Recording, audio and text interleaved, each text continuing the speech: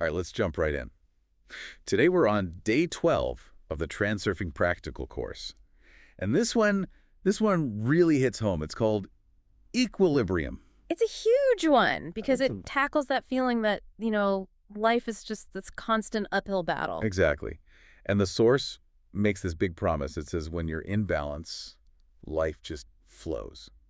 Goals are met without all that struggle. But if you're out of balance, you start building what it calls a wall of excess potentials. Excess potential. It sounds like something out of a physics class. But the way I read it, it's about emotional pressure, right?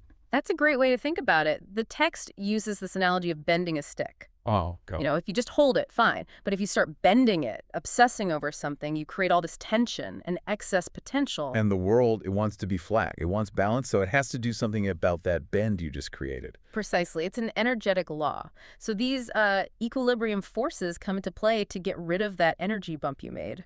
And unfortunately, the easiest way to do that is often to snap the stick right back in your face. Which usually means giving you the exact opposite of what you were obsessing over. We've all been there. It's that whole desperation smells thing. You want a job so badly, you give it this life or death importance. So you go into the interview, you're a mess, you try way too hard, and you just bomb it. The equilibrium forces just flattens you out. You've nailed the mechanics perfectly. And the text breaks this down into two main types. First, there's dissatisfaction with yourself. Yep. You're basically fighting with your own soul. You try to hide a flaw, but you pour so much energy into hiding it that you actually make it stand out more. And the second one is dissatisfaction with the world. Right. And this is where it brings in the idea of pendulums. For anyone new to this, a pendulum isn't a clock part. It's more like a collective thought form. Mob mentality, corporate culture, that kind of thing. And if you're constantly fighting them, judging the world, you're just feeding them energy, so the world pushes back. It puts you in your place, so to speak, just to neutralize your aggression. Okay, but I have to push back a little here. The solution in the text is to drop importance. Yes. If my problem is, say, I can't pay my rent or my relationship is falling apart, dropping importance sounds a lot like just giving up. How is that practical? That's the key question, and the text is very specific about it. It splits importance into two types, external and internal. Oh, go on.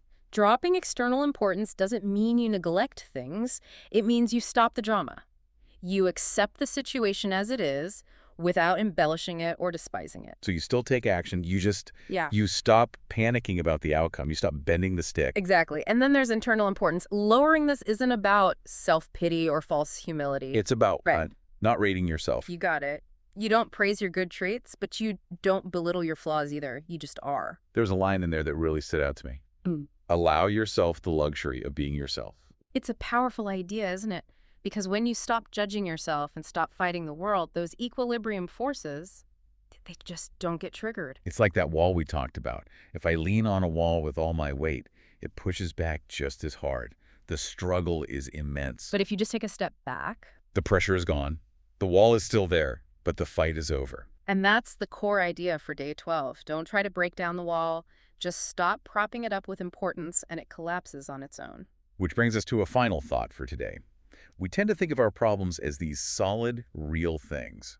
But this suggests they only feel solid because we're feeding them with our own anxiety. So, here's the question to consider. What happens to your biggest problem if you just stopped giving it so much meaning? Something to think about. That's all for this deep dive. Thanks for joining us.